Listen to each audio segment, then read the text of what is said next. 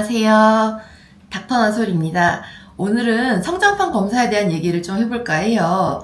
성장판 검사. 요즘 이제 3월달쯤 되면은 많이들 궁금해 하시는 부분이기도 해서 이제 가져와 봤는데요. 성장판 검사는 보통은 아이들이 성장이 좀 이제 느리거나 아니면은 너무 빠르거나 아니면은 키가 궁금하거나 이럴 때 하게 되겠죠.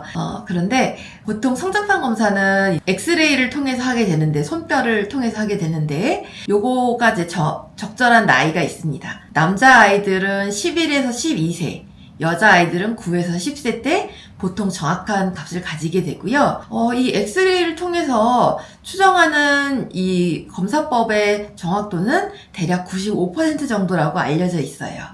조금은 부정할 수도 있다는 얘기죠. 하지만 점점 정확해져요. 나이가 들수록요. 네. 한 학생의 성장판 검사 결과를 가지고 왔는데요. 여기서 주목할 점은 RUS라는 값입니다. RUS라는 값은 아이들의 가능성을 얘기해요. RUS가 0부터 1000까지 있는데 RUS가 0이다. 자랄 가능성이 1000만큼 있는 거고요. RUS가 1000이다. 그러면 자랄 가능성이 0만큼 있는 겁니다.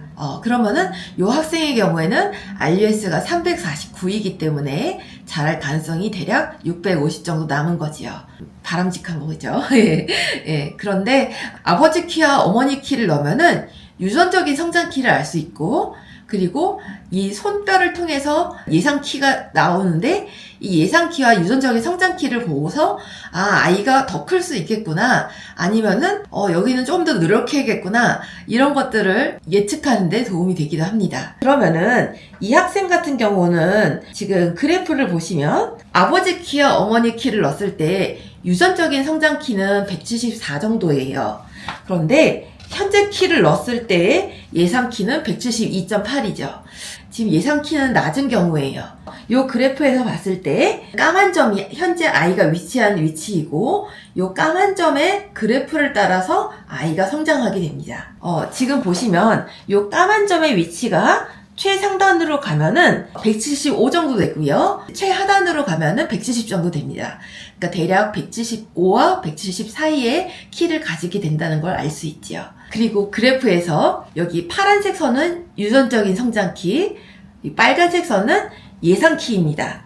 유전적 성장키보다 예상키가 높은 경우가 요즘에는 많지만, 요렇게 유전적 성장키보다 예상키가 낮은 경우에는 더 클 가능성이 많으니까 아이들에게 운동이라던가 수면, 영양 섭취 이런 것들을 해주면 좋겠죠. 이제 중요한 얘기 하나를 빼먹었는데요. 바로 골 연령입니다. 아이의 나이와 뼈의 나이가 맞는지 보는 건데요.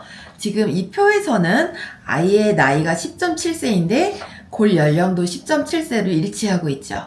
그러니까 이 아이는 보통 평균적으로 잘 자라고 있는 경우를 얘기하고요. 아이의 나이가 10세인데 골 연령이 12세다. 너무 빨리 자라고 있는 거니까 성장판이 빨리 닫힐 가능성이 있겠죠. 아이들의 키가 이제 저신장으로 예측이 되는 경우 갑상선 검사를 하거나 성장 호르몬에 관련된 검사들을 해서 내과적인 그런 피 검사들을 통해서 성장 호르몬이 조금 어떻게 되어 있는지를 보기도 합니다. 골 연령이 낮은 경우에는 아이가 키가 너무 안 크지 않을까. 근데 그럴 때 이제 성장 호르몬 주사를 무조건 맞히느냐 하면 그건 아닙니다. 성장 호르몬 주사는 좀 7에서 8세 정도에 많이 하게 되는데 급여 조건이 좀 까다로워요. 아이가 골 연령이 낮으면서 성장 호르몬 결핍이 확인되면서 현재 키가 같은 나이 또래의 애들보다 하위 3% 안에 들 때 이제 급여 조건이 충족이 됩니다. 성장 호르몬 주사 맞는 게 너무 어려워 이럴 수도 있겠지만, 일단은 손으로 엑스레이 검사를 하는 것도 비교적 정확하기 때문에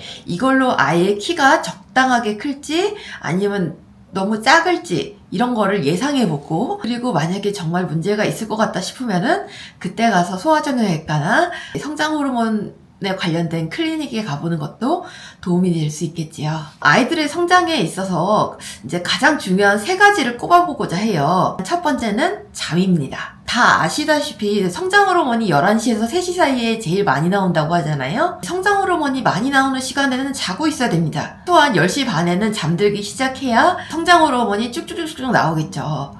그 다음에는 이제 운동입니다. 유산소 운동을 하루에 30-40분씩 한 일주일에 3-4번 정도 적절하게 시행해주면 도움이 된다고 알려져 있어요. 세 번째는 음식입니다. 이제 골고루 영양 섭취해주는 거죠. 운동 같은 경우는 저학년의 아이들 같은 경우는 줄넘기 같은 걸 많이 하고, 고학년의 아이들 같은 경우 농구를 많이 하고, 아이들의 그런 선호도가 조금 차이가 있는 것 같아요. 그래서 오늘은 성장판 검사에 대해서 알아보았는데요. 성장판 검사는 이제 병원에서 손쉽게 할 수 있는 방법이고, 정확도가 비교적 높은 검사이지만, 이 검사를 통해서 골 연령이 현저하게 낮은 경우에는 이제 저신장을 의심해서 성장 호르몬 관련 검사를 해서 조금 더 큰 병원에 가야 될 수도 있다는 거 유념해 주셨으면 좋겠고요. 아이들에게 가장 중요한 건 수면과 영양과 운동 이 세 가지라는 거를 기억해 주셨으면 하고요. 그래서 보통은 6개월이나 1년에 한 번씩 검사를 해서 정말 정확한 값을 찾아가는 경우가 대다수이기 때문에 키가 낮다고 이제 예측이 된 경우에는 아이의 성장을 호르몬을 많이 분비시킬 수 있게 잠도 자고 이제 운동도 하고 맛있는 것도 많이 먹고 이래가지고 6개월 후에 다시 검사를 하면은 키가 쑥쑥 자라져 있는 경우도 있습니다. 그러니까 너무 걱정하지 마시고 성장판 검사가 필요한 경우에는 병원에 한번 내원하셔서 검사를 해보시는 거를 추천드립니다. 예, 이상입니다.